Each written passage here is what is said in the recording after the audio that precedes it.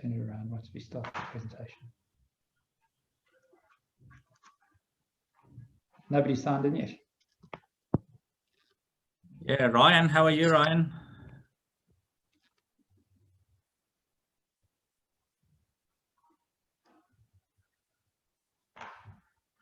As new people are joining in, if you want to use the chat box to say where you're from or where you're joining from.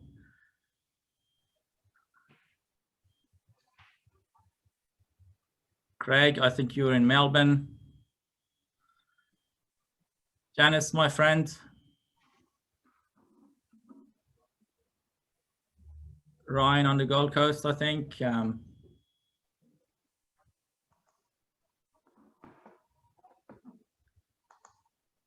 Early Beach, nice.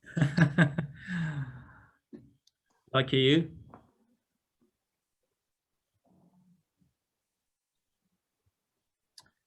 Darren from Sydney.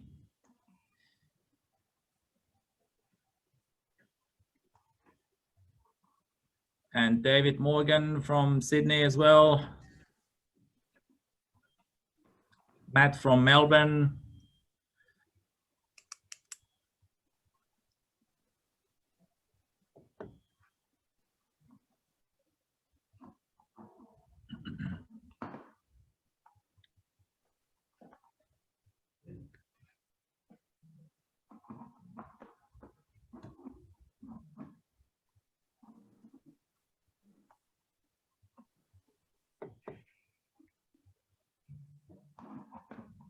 I'll just give it another minute or two for people to join.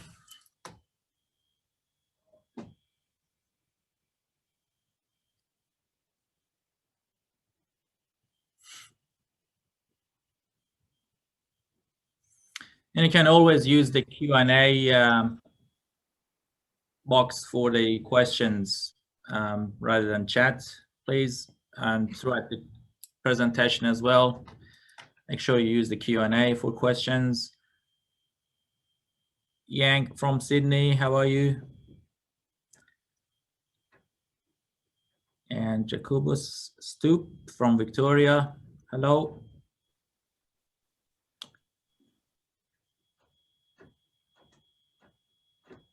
So standard question I always get, yes, we do record the webinar. We make it available on our website.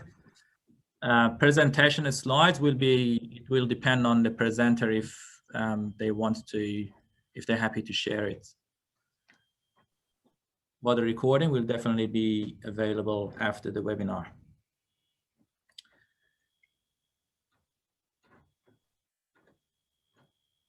Okay, I'll start going through my intro slides. Let me share.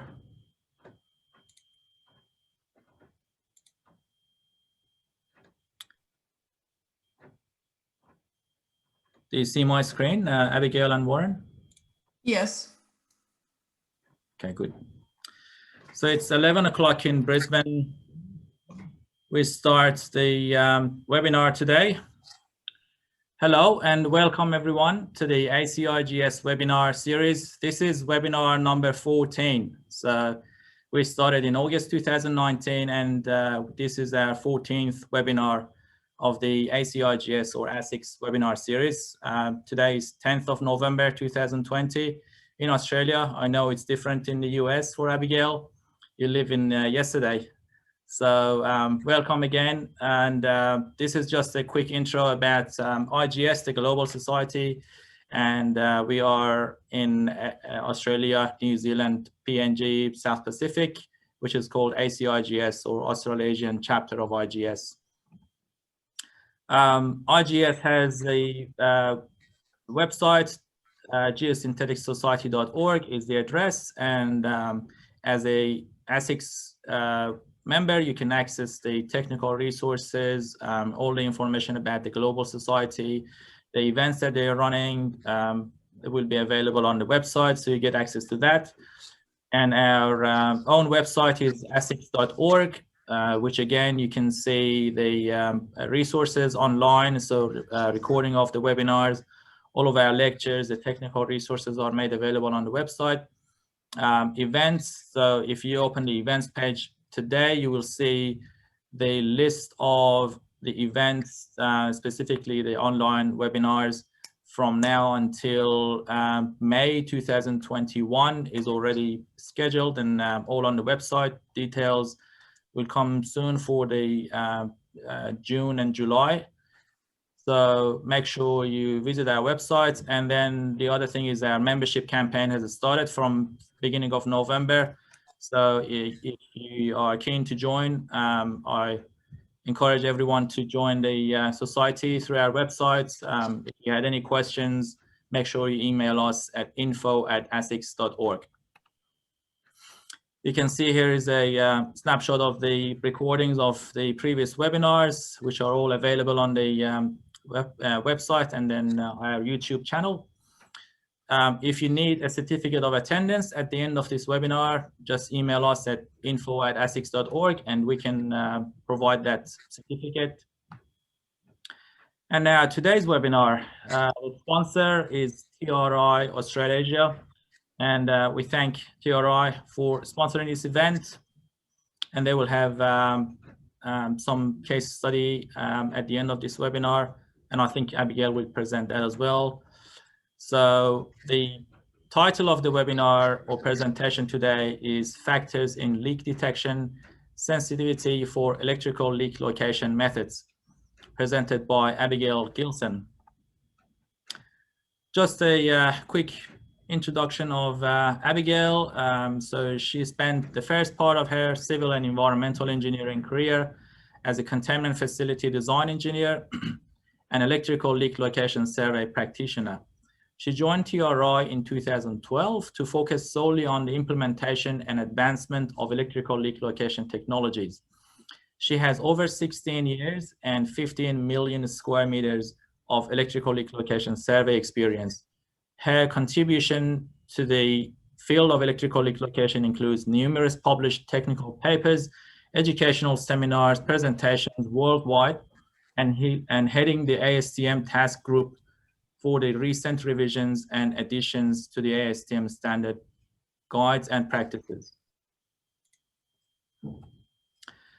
And quote of the month, this month I chose this one from an Aboriginal proverb, and it says, look after the earth, look after the land, and land will look after you. Destroy the land and it will destroy you.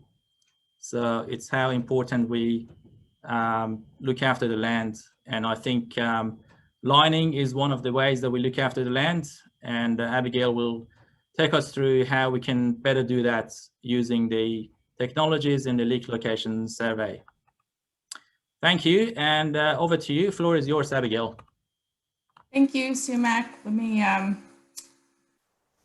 share my screen here. Screen one.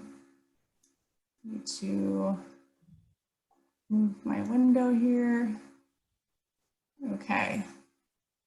Can you guys see my presentation? Yep. Okay. So I do not have a very long time to talk about this, and this is a huge subject. I've written I could write a book on this topic, but I'm going to just kind of cover the main points for you guys today. So I want to touch on the different methods that we use for the different liner conditions, different conditions being bare or covered with soil or water. The bare geomembrane methods, the sensitivity is extremely reliable.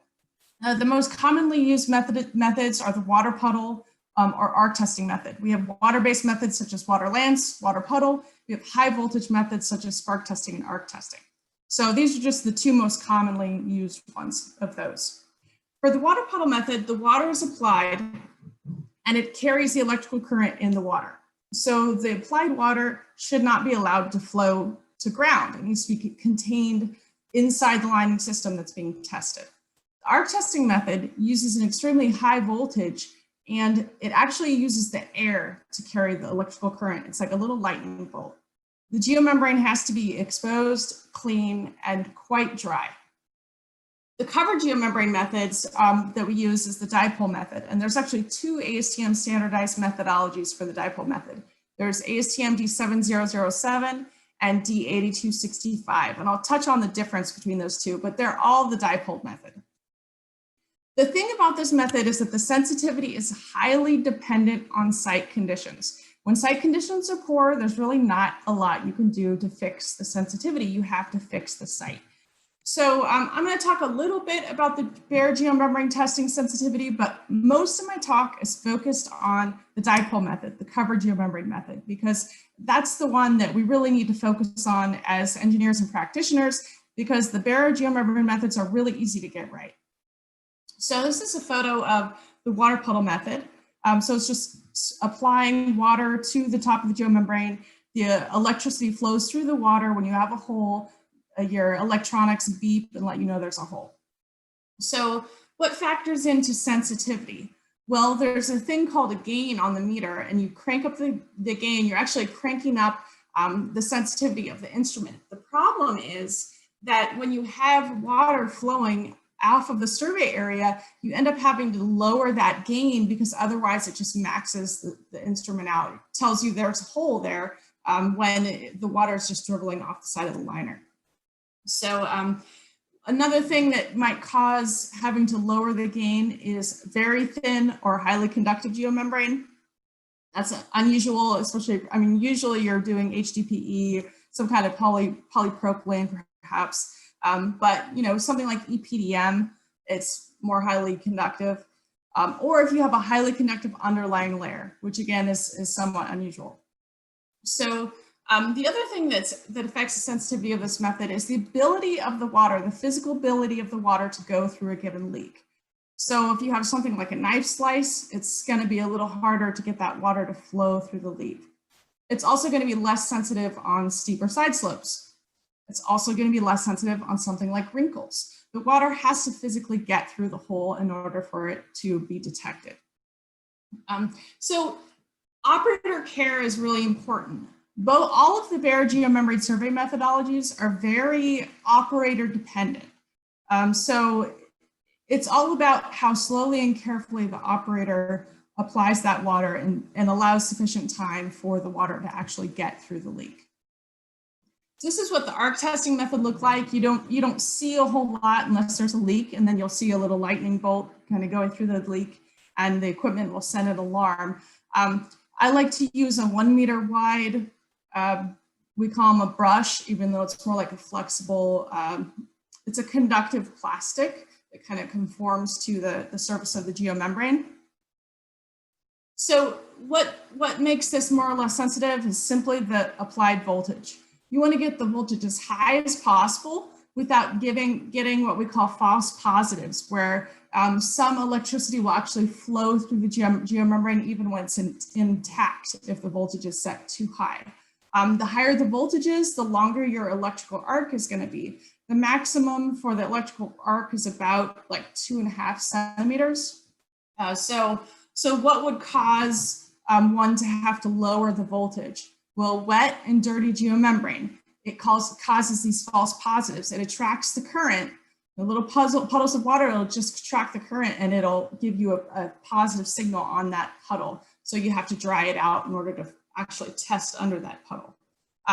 It's very susceptible to thin or more conductive geomembrane. So some of the more common types of geomembrane that we test, we might not be able to do arc testing method on those. It's just too high of a voltage for the product. Also, if you have a highly conductive underlying layer like a brine solution, it can take a geomembrane that's normally easy to test and give you false positives all over the geomembrane. Wrinkles it's a real problem with the arc testing method, because with the water puddle method, at least you can get the wrinkle wet and kind of massage it with your feet and try to push the water through that hole, but you can't do that with the arc testing. You just scan you can't touch it with your foot because it'll electrocute your foot. You just kind of coast it over the top of the geomembrane. So if you have a wrinkle that's keeping it from being in intimate contact with the subgrade, you have a problem. You might have a non-detectable hole.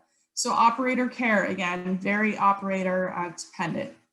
The probe design itself, I've seen people use very large probes so that they can go faster, but any more than a 1 meter probe and you're just not going to be able to conform to those wrinkles or make sure that when one side of the wand is touching that the other side isn't up in the air.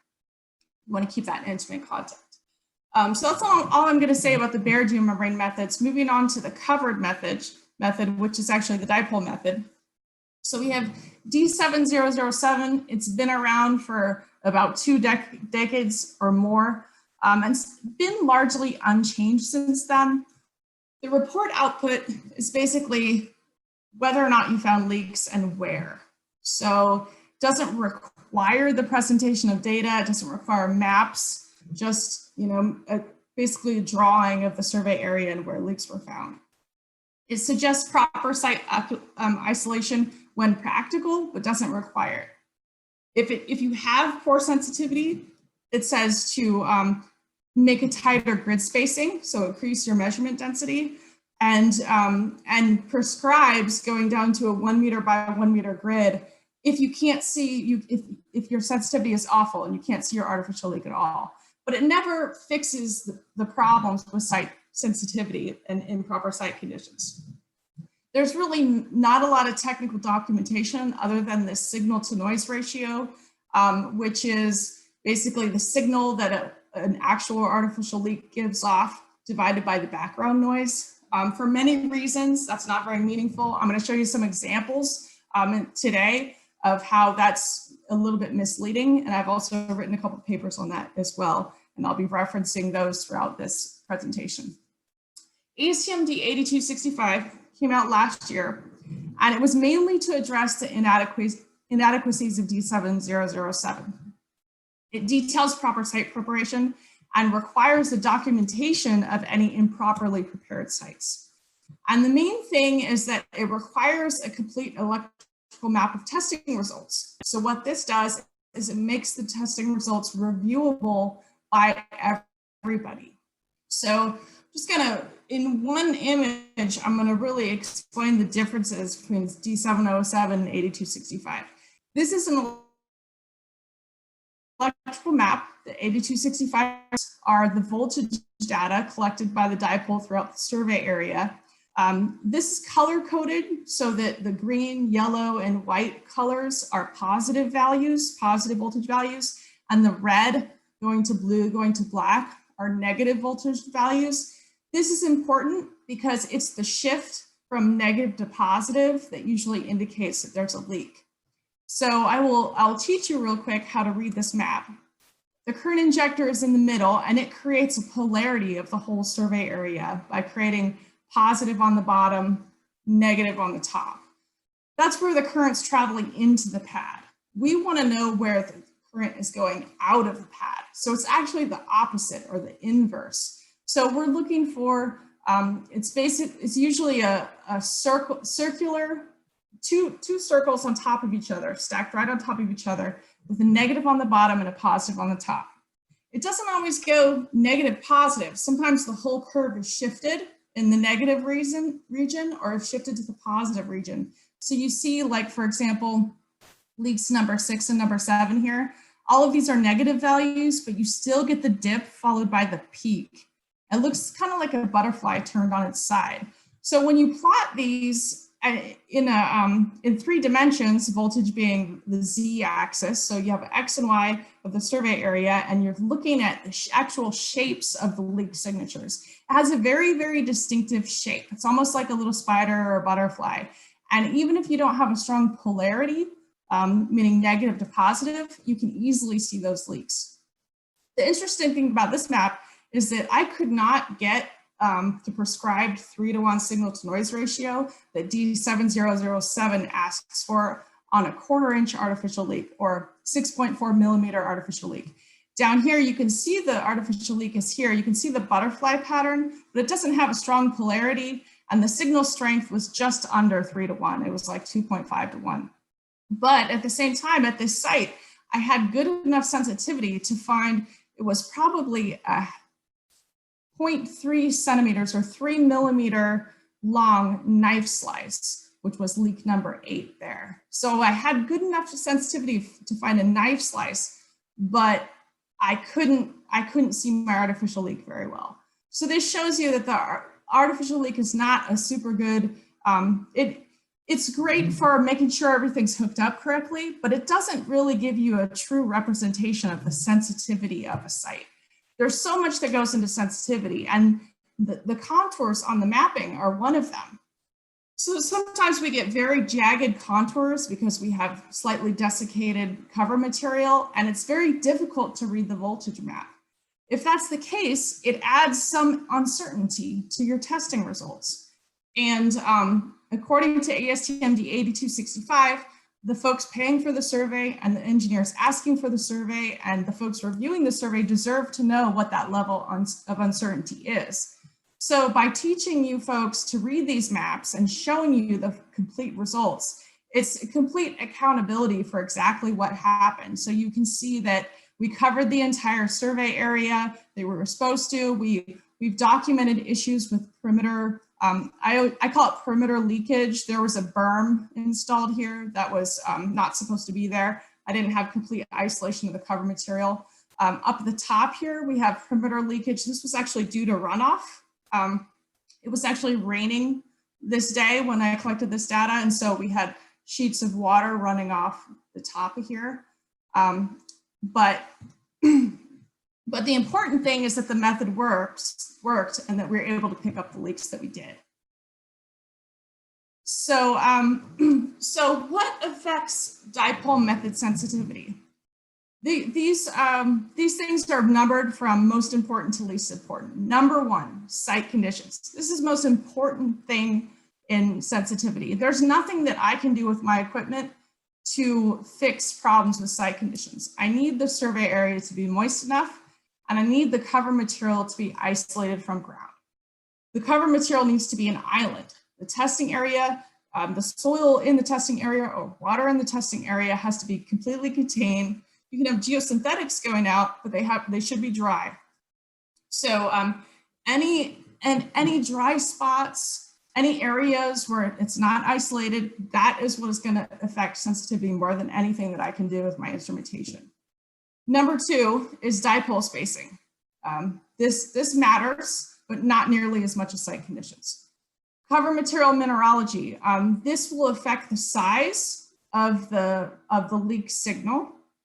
And it also sometimes creates erratic data. If there's some kind of electron exchange inside the cover material, anytime you get erratic data, it's going to be hard to see leak signals within that erratic data.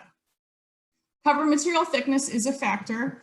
The thinner, the better. Basically, the closer you can get your probe to the leak, the more detectable it's going to be.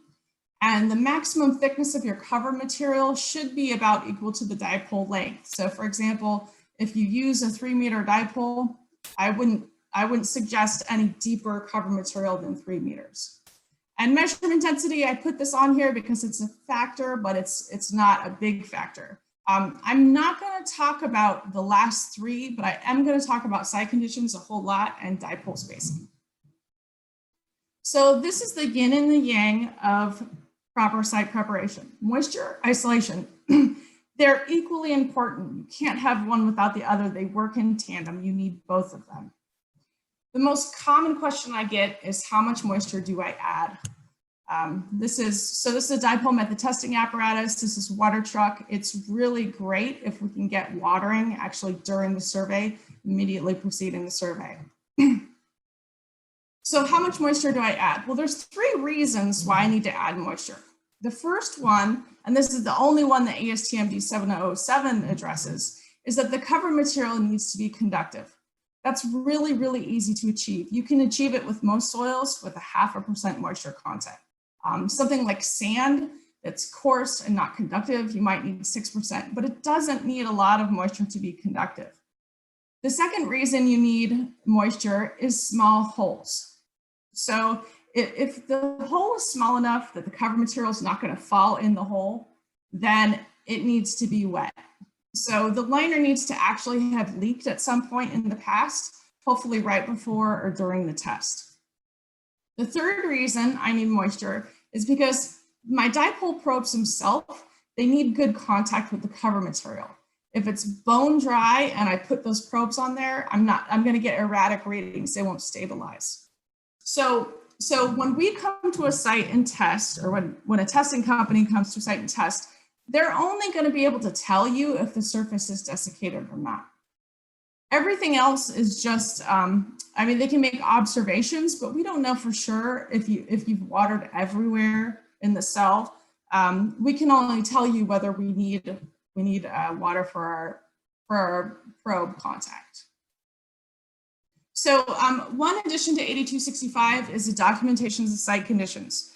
So when we dig down to the top of the geomembrane to place our artificial leak, we just make an observation. Is the geotextile or geocomposite or geomembrane, whatever is there, does it look wet? Does it look dry? That needs to be noted. So this is an example of how important moisture is. This is little select parts of a data map from a site. It's the same site where two different types of holes were detected.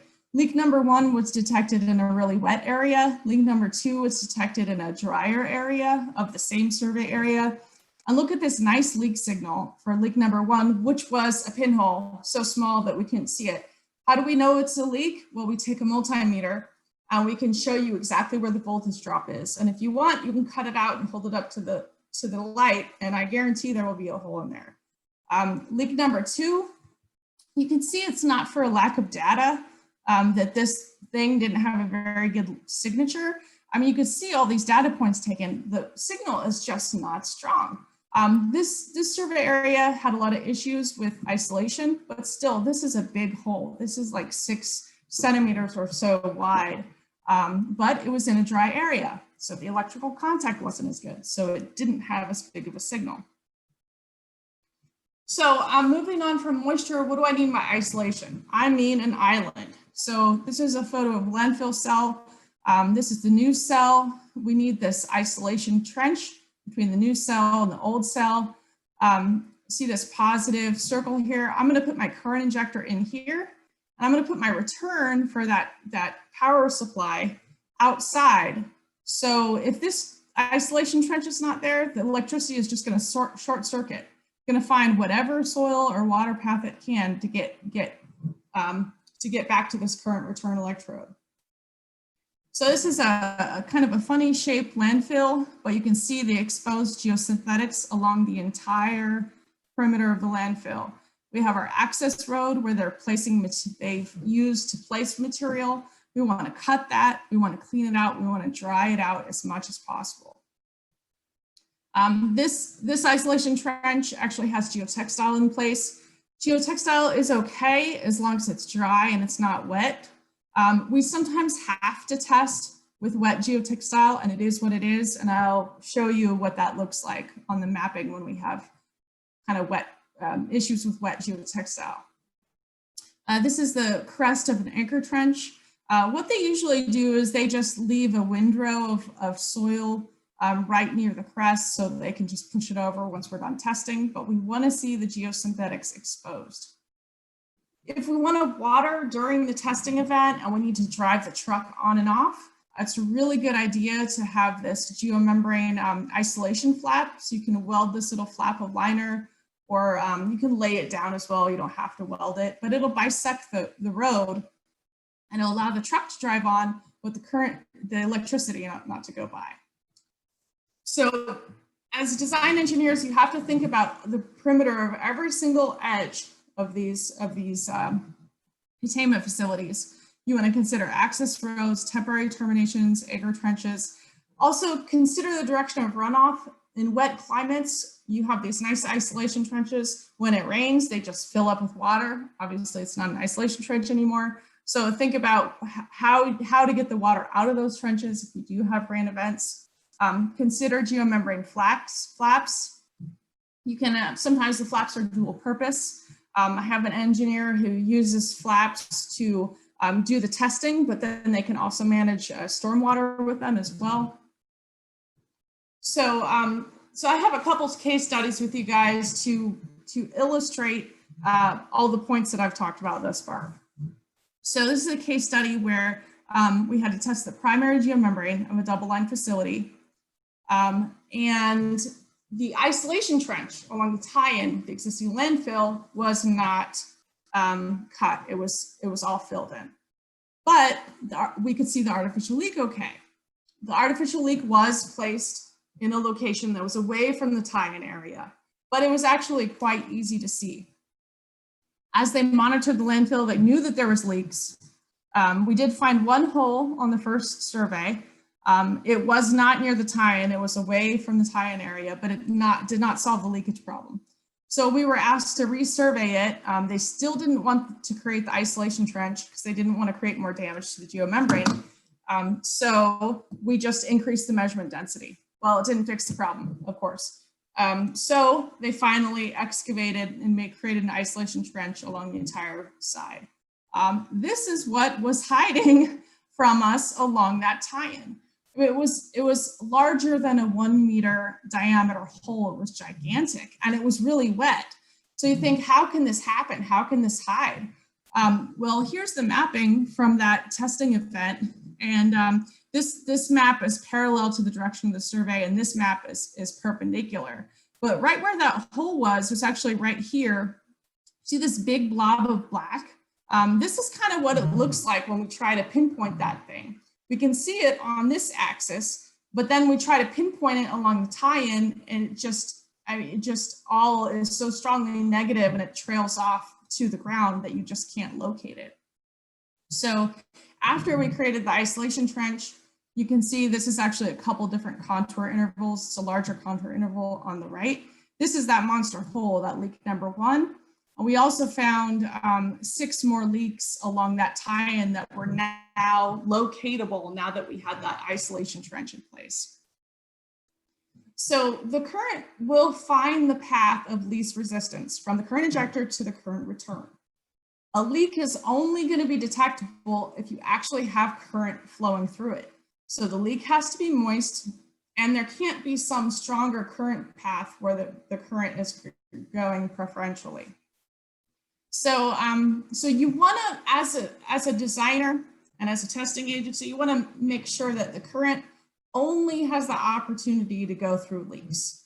And you want to encourage it to go through those leaks, and then you will find every single leak in that area. So sometimes it's impossible to get that perfect isolation. This is an example of a tie-in to an adjacent landfill, and it had rained the night before. Rain is good. It will make your landfill leak, but it's bad for your isolation. So I have a map of this particular site right here. So this tie-in is right here on the right here. So see, like, for example, this is one of the leaks we found right here, this negative circle on the bottom, positive circle on the top. And look how many places look like that on the tie-in. Well, this is just rivulets of water going through. So how do we call this test good when we have basically each one of these rivulets of water behaves like a leak? Well, the only thing we can really do is make sure that the signal, we trace the signal out to the edge, we follow it, and we make sure that the current is going out of the pad and not through at a spot. It does take some skill and expertise to be able to determine that, but that is the best we can do without completely ripping up the whole tie-in. So this illustrates how important even trivial locations of isolation can affect the sensitivity. This is a pump that was installed in the survey area to get all the standing water out. So the contractor was pumping it out in the morning before I started testing. I went ahead and I put in my 3.2 millimeter diameter leak, and I made a map of it while that pump was connected. And then he disconnected the pump. I made another map of it. So the detectability of that artificial leak is basically how large this big green circle is. And look how much it changes just by removing that pump hose. And I wasn't near that low end. I was just in a survey area connected to that hose. So one of the things that 8265 says is that if you have significant damage that you find during a survey, you may have to resurvey to find the other additional smaller damage. It's just a fact of science because the current will flow where it's easiest. So this is a survey that we did, and the artificial leak signal is on the left, which is not that great. It's good, but it's not great. We did the survey. The current injector is located here, and this signal on the bottom right here, this is this gigantic hole. It was almost a meter in diameter. So with such a large hole and such a small survey area, we just redid the whole survey. And this is the results of the second survey. Artificial leak signal is really strong. We actually unplugged the artificial leak during the survey so it doesn't interfere with the testing results. This is our current injector, and lo and behold, a pinhole showed up that if you go to the first survey, it's nowhere to be found up there. It doesn't show up until you take that big leak out of the circuit. And now the current has nowhere else to go, and so it finds that little pinhole in here. So measurement density and dipole spacing are discussed in the ASTM, but they're really not specified. I say here they're not specified well, but they're intentionally not specified well because nobody wants to preclude somebody with a different type of measurement instrument. So they don't say exactly how to do it. It's more like demonstrate that you can find the leak using whatever measurement density you want with whatever dipole spacing you want. But I've come to appreciate the fact, and I've recently measured it, that dipole spacing is the single largest factor in method sensitivity after survey area isolation and adequate moisture, after site conditions. It's really the only thing you can do that boosts the sensitivity just as much as you might need. So an increase in measurement density to make up for poor site conditions as prescribed in D707, it will result in a more expensive survey without additional method sensitivity. So I recently authored a paper, and it's going to be published this spring at the GEO 2021 conference, which will be virtual this year. So you folks in Australia, even though you can't cross your borders, you can come to this event. I'm actually teaching a class on the Sunday and then doing a talk for this paper at some point. So this next February, I'm not sure if they changed the date yet, actually, at this point. So this is something that I've known for many, many years, that a larger dipole is more sensitive, simply because I use both a 3-meter dipole and a 1-meter dipole. But I finally got around to actually measuring it, and the results just blew me away. So this is a couple of excerpts from that paper. So this is a 3-meter by 3-meter measurement density. This is a leak signal measured by a 1-meter dipole. And on the right, we have a leak signature measured by a 3-meter dipole. So the way to read these actually created different styles of graphs depending on how you're used to looking at this. D707 looks at graphical data, and it looks for a sine wave pattern to show the leak signature, whereas the mapping uses color coding and contour intervals. So I used both. I kind of made a slice of, basically this is a slice of data that shows the artificial leak, it was an artificial leak signal with a 1-meter dipole. So you see basically the red regions on the bottom and the green region on the top. The differential is what shows you that there's a leak. In this case, it would be the red region here. Now the 3-meter dipole, look how much larger that signal is. Plus you can see the shift to the negative much further away than the 1-meter dipole. And this one's really interesting because this is a 1-meter dipole at a 1-meter by 1-meter measurement density versus a signal from a 3-meter dipole at a 3-meter by 3-meter density. So the 3-meter dipole it actually has 9 times fewer data acquisition points, but gives you better sensitivity than the 1-meter dipole at a 1-meter by 1-meter measurement density. The peak to peak, the voltage difference is about the same, but the actual size of the leak signal, like how far you can see it, the leak detection distance is much larger for the larger dipole. So the leak detection distance is actually a function of the size of the dipole. So there's diminishing returns. Like if you go from say a a 0.3 meter to a 1 meter, you're going to get a really big boost. When you go to a 1 meter, but to like a 2 meter, maybe a little bit less. And so if you were to go to a 4 meter, well, first of all, that gets really hard to carry, but you kind of get diminishing returns with the larger and larger apparatus. But in my opinion, 3 meters is kind of like the sweet spot of what you can physically handle. It gives you that boost in sensitivity. So simply applying the dipole method to a project, it's no guarantee at all of a certain level of sensitivity. Especially if you use something like D707, it literally says you can go ahead and do a survey, even if you can't see an artificial leak or actual leak at all. You just do the survey at 1 meter by 1 meter measurement density and report whether or not you find a leak. And the engineer and the owner have no idea if it was actually working or not. So sensitivity is mostly a function of site conditions. So site conditions have to be controlled by project specifications because the testing company doesn't have the power to come to a site and say, it must be, you must dig a trench here, you must give me the isolation I need. You can say that, but that doesn't mean you're going to get it. So for new projects, it has to be in the project specifications. Neither D707 or D8265 specifies a dipole spacing intentionally, but that's really the only thing other than site conditions that will significantly boost method sensitivity. This is important because, for example, if you're an engineer, you have a facility you know is leaking, if you know that somebody used a 1 meter dipole to do the testing, you can at least ask for a 3 meter dipole for the next test to do something different in the methodology that wasn't done before that might enhance the sensitivity, even if you have issues with site conditions.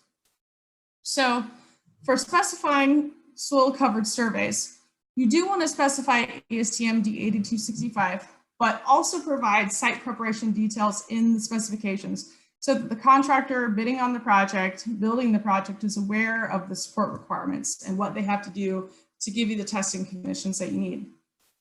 So going over those again, complete electrical isolation of the survey area. The cover material and the subgrade need to be sufficiently electrically conductive. You need sufficient water over the geomembrane to actually cause leakage. And you need to think about the layering system. So if you have geotextile or geocomposite over your geomembrane, if they're bone dry, we're only going to be able to find damage that actually damages those layers as well. So we're only going to find damage that is caused by cover material placement. It's going to be fairly large. I find a lot of damage through geocomposite because I insist that my testing area needs to be wet. I have a colleague who had a very skeptical client and said, well, it won't work through geocomposite. I won't find small damage. And so he asked me, well, how many small leaks have you found through geocomposite? And I was like, well, this week, I just found one 2 days ago, another one last week. I mean, yes, you can find knife slices. I found pinholes. I found a manufacturing defect that you couldn't even see through geocomposite. It was just needed to be wet. If it's not wet, you can miss very large holes because the electricity just can't get through that material. So if you do have something like geocomposite and you can't guarantee that you're going to have a wet testing area, then you might want to do something like specify bare geomembrane testing before the cover material goes down, if you don't think you're going to be able to get it wet enough. So, so let's talk about these artificial leaks. I have a picture of one in case you've never seen one, but it's a general indicator of site-specific conduciveness to test method, but it really should be used as a functionality test more than a sensitivity test. The contact of the artificial leak or any leak is more important than the size. And sometimes the signal from an artificial leak is very different from an actual leak. Sometimes I think I know why, and sometimes it's just a mystery, but sometimes it's easier to detect. Sometimes it's actually harder to detect. So the true sensitivity test is the smallest leak actually found, or the smallest actual leak found. This is what an artificial leak looks like. So we have a couple different leak diameters. This is 6.4 millimeter. This is the 3.2. Size doesn't matter that much. what we do is we rub those electrodes with a little bit of clay to ensure good contact. We have to assume something. If we don't put a little bit of clay on there, we probably won't pick it up because gravel against that metal just doesn't, it's not a good electrical connection. So these are the case studies I have for you to kind of illustrate how the artificial leak can look really, really different from an actual hole at some sites. So on this map right here, it's kind of a long and skinny, strangely shaped map. The artificial leak was right here. It's barely detectable. You see the circle right here. This is actually a peak. There was a little bit of a dip and a little bit of a peak, but it's very hard to see that artificial leak. So I did this survey, you know, of course, every time I do a survey where I can't see the artificial leak, I'm just kind of in pain. But I found a leak right away. As soon as I passed the CI, the current injector. So I actually stopped the survey and I had them uncover it. And the leak was about metric system, 0.2 meters. It's a nice tear. And then I finished the survey and I saw this one. So this is a nice negative positive peak here. This little peak was isolation issue, but right there, it's a nice little leak and you can see it in the perpendicular direction really well as well. Well, this is the size of that leak. It was tiny little puncture. I mean, it was maybe only a 1 centimeter long puncture. So the method worked very well. Couldn't really see the artificial leak, and it is what it is. This was a site where I thought my artificial leak was broken. I couldn't see it at all. I brought it to the surface, tried to put my dipole foot right on it, couldn't see it for the life of me. So when this happens, you just kind of have to go for it. If there's no visible isolation issues, there's probably leaks in that pad that provide a better current path than your artificial leak. And you just have to make sure everything's set up correctly and just go for it. So this side, I found 2 really nice leak signatures. And I told the contractor when I flagged these, I said, this is going to be a big hole because the signal was so big and I couldn't see my artificial. And I thought, oh, it's going to be a dozer damage, 0.5 meter long. Well, no, it was a puncture. This was actually the first one. This is leak number 2, a puncture that was not even a centimeter long. And leak number 3 was the extrudate from an extrusion welder had fallen on the liner when it was hot. And then it kind of pushed through the liner. So there was a little hole, like a little about 1 centimeter long by 0.5 centimeter wide hole under that plastic blob. So not a big hole, but beautiful leak signatures. So yes, it happens. On the other hand, this is the other thing that can happen. This is an artificial leak here on the upper left. We're looking at a perpendicular map. So the current injector has green on the left and red on the right. The leaks have red on the left and green on the right. And right here, this other arrow is pointing to an actual 6.4 millimeter blind leak. How do we know that? Because we actually found it when we were up close to it. But it kind of like yes, it changed the polarity of this entire corner of the map. It kind of creates a little, like a bite out of a cookie kind of pattern right there. But still, it's nowhere near as strong as the artificial leak. So sometimes it happens.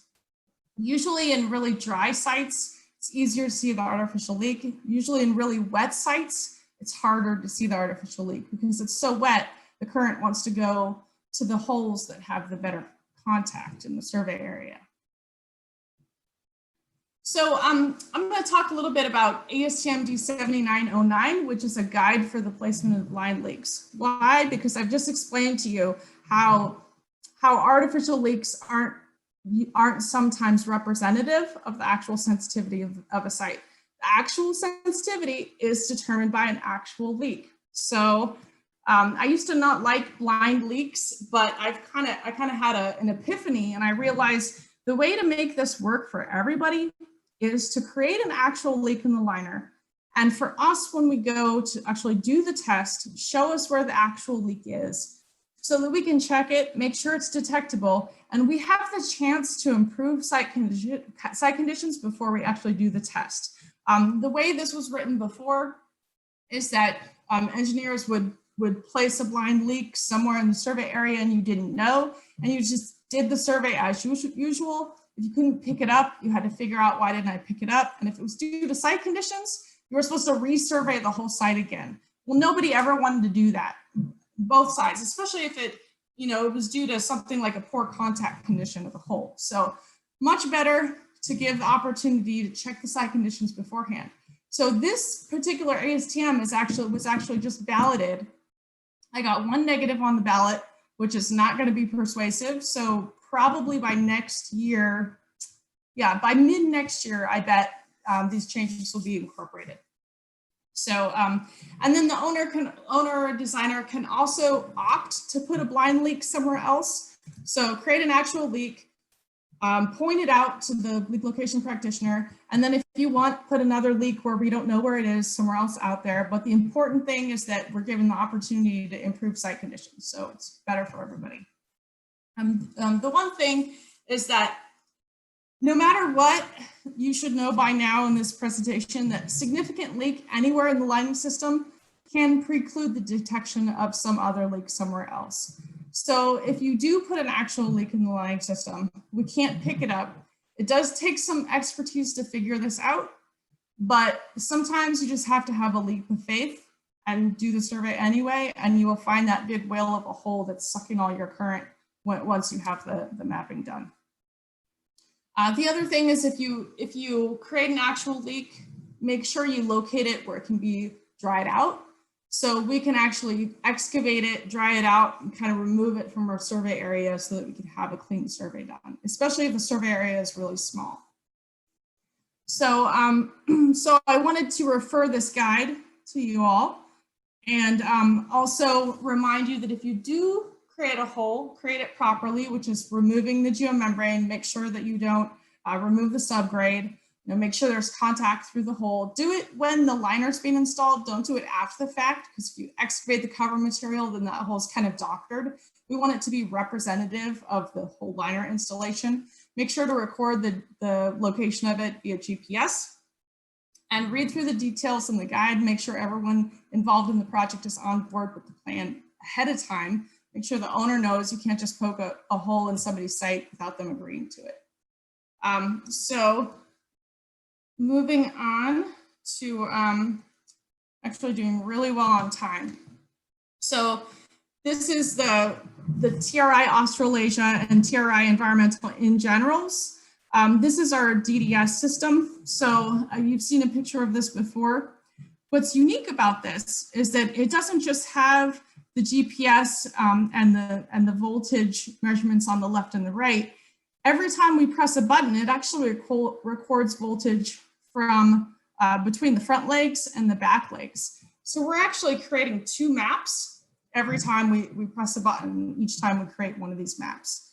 I'll show you what that looks like in a couple of slides. But with the GPS-based data acquisition, it allows us to return to any area in question at any time after the survey occurs. It also has a guidance system. So typically, and I'm not sure if any other company does this actually. I don't think anyone does, but typically you have to put a string line down.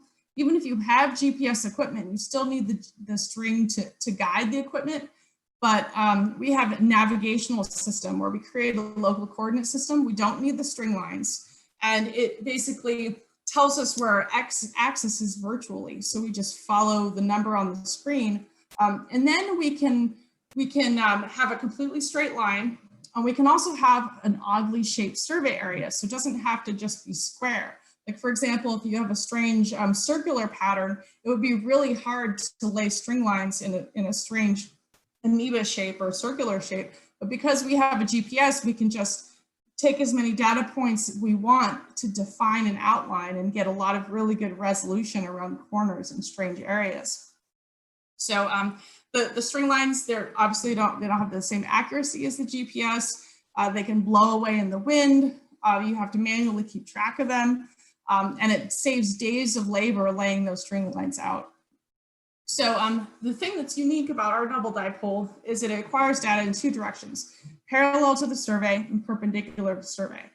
So it's continually interesting to me how the leak detection signal It really depends on where the leak is in the survey area, usually relative to the current injector. So let me show you what this looks like. So I've showed you this map before on the left.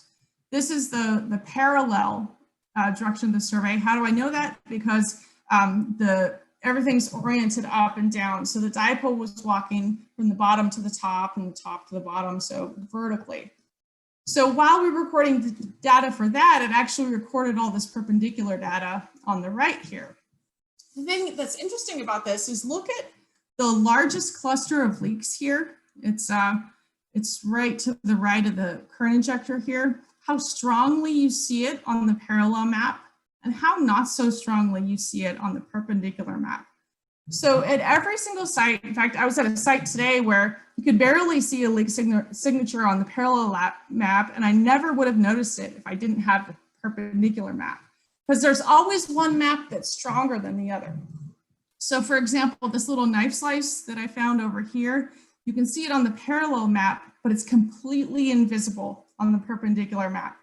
And I see this over and over again. It just has to do with the orientation of the hole and the way the dipole is. You just get a nice negative positive shift when you're in a certain orientation and not necessarily in the other one. When you have really good survey sensitivity, you get it in every direction, but you don't always have that. So it's a really nice tool to have. So the final thoughts that I have for you guys is that the ELL project specifications, especially for the dipole method, they're really key to sensitivity.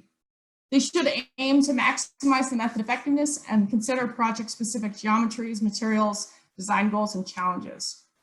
The project specifications should specify 8265 so that everyone's able to read that voltage map. And it should detail site preparation because the contractor's not going to read the ASTM. They need to be able to read what they need to do during their project to prep that survey area for the test. It's really important not to put the specs on a shelf. The CQA agency should be familiar with them. They're the ones on site that are making sure the contractor's complying with what we're asking as far as the preparation of the survey area. So make sure you're constantly tracking what they're doing, because I speak from experience. Once they've killed your isolation and placed material over your trench, even if they clean it, they won't ever get it clean enough. Once they get that soil material and the moisture on there, it's really, really hard to clean, especially something like geocomposite. When you have really moist soil, it just will never get isolated and clean enough. So that concludes my presentation, and I think we still have time for some questions. Sure. Thank you, Abigail. And I'll invite Warren to also join the panel, please. So we've received a few questions, but I might only get to 2 or 3 of those. I always encourage people to, I know you have an option to ask as an anonymous attendee, but that way, if we don't have time to get to the question in the live event, we won't get a chance to answer your question later in an email or something. So if we have your name, the chances are better to be able to provide a response back to you. Questions around the site preparation, and that's what you mentioned, Abigail, and towards the end, I think one of your main points as the conclusion points was about the site preparation.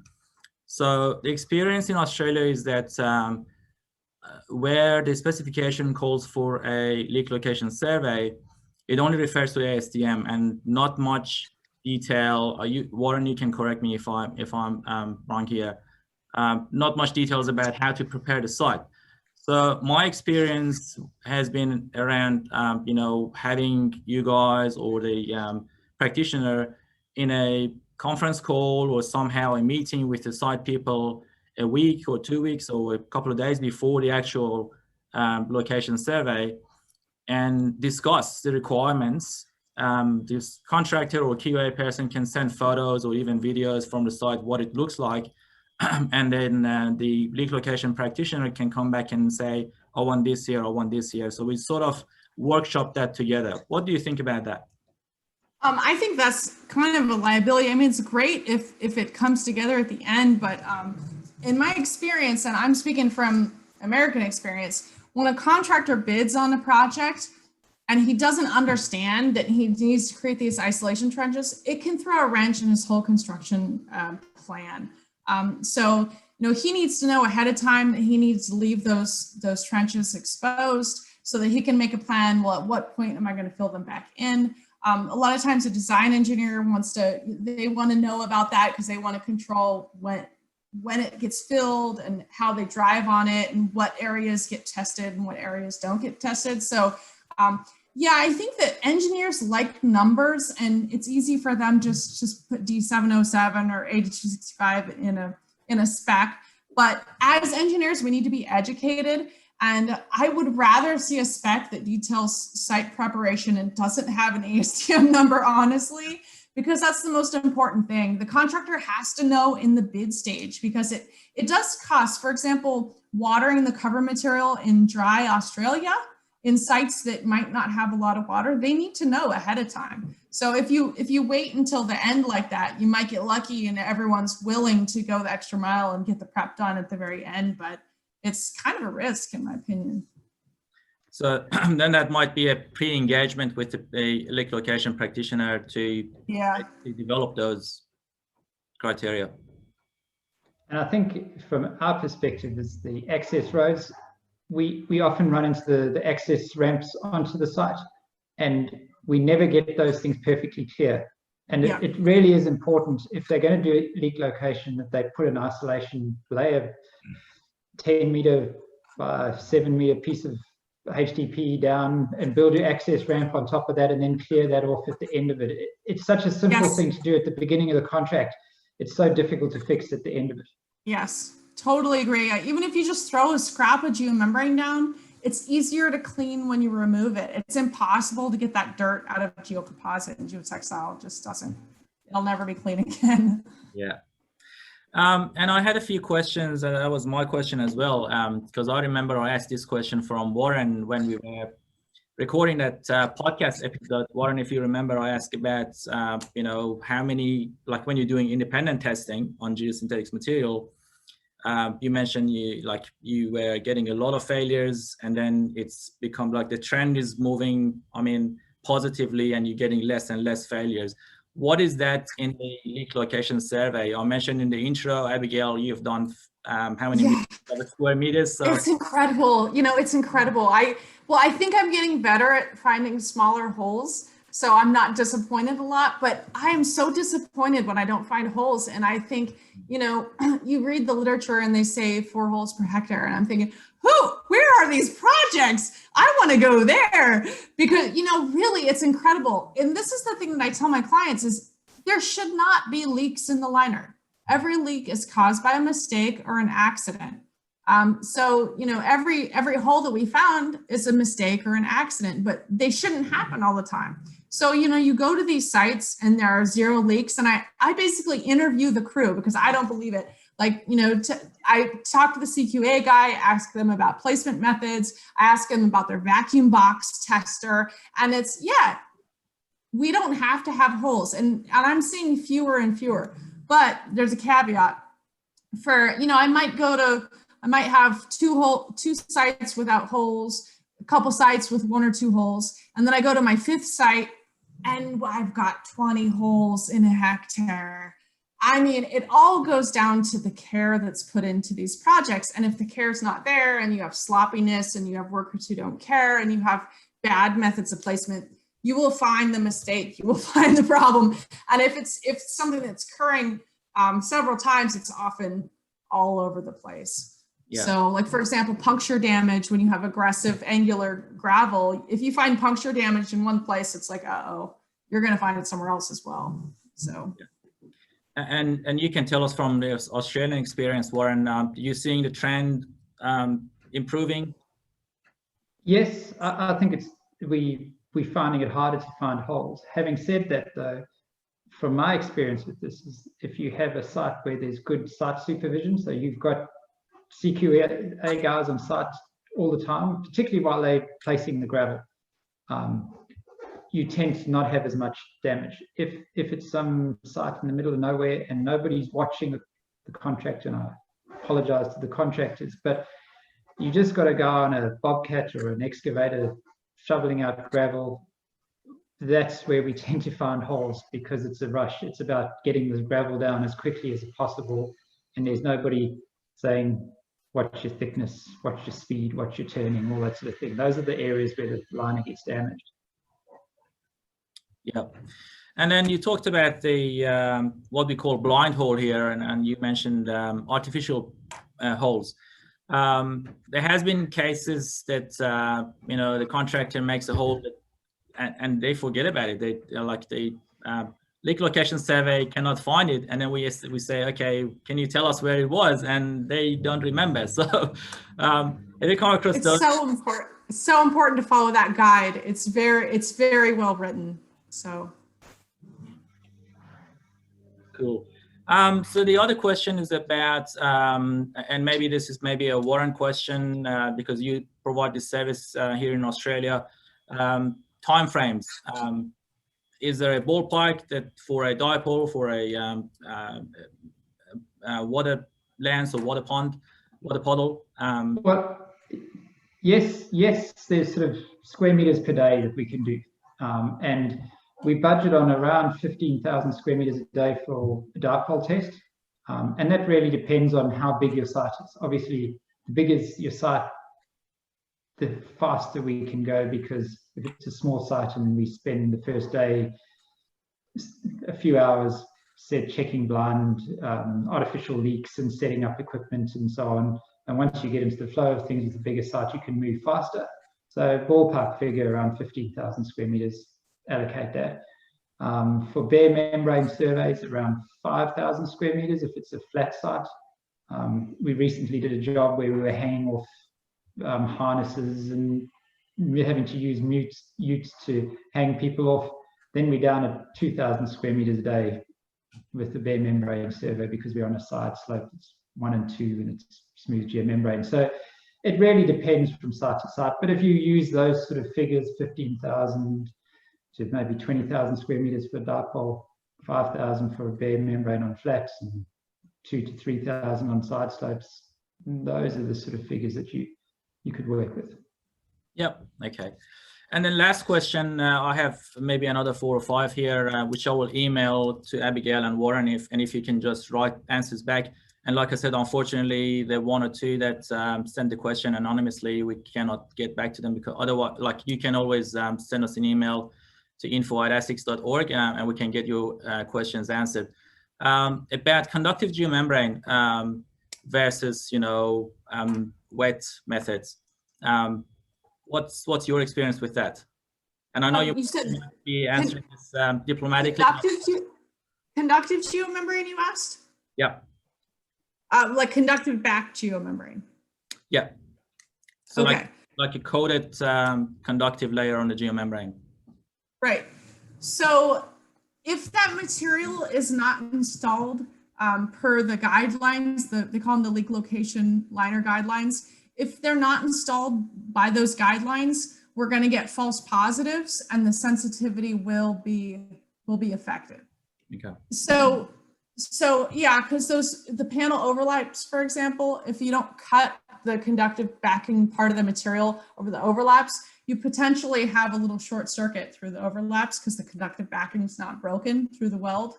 And so if every one of those little overlap flaps are like a grounded spot, that could be a real big problem. So you apply the water, it touches that, you know, the equipment tells you there's a hole there and, you know, it's all connected to your puddle. It can be a real mess. So yeah, unless you're doing like spark testing method, doesn't matter. You can test that any condition, but anything other than spark testing, you got to do the ISO wedge and all those installation guidelines.